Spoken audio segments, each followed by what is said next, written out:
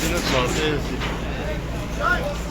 这个是青毛菇叫玉鱼的吃的，是必吃的。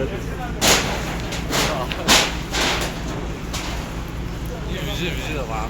İşe bak ama yanında. Ni şimdi sağdan çadır, çiğ çadır. Ya da bir İşe uğraştı.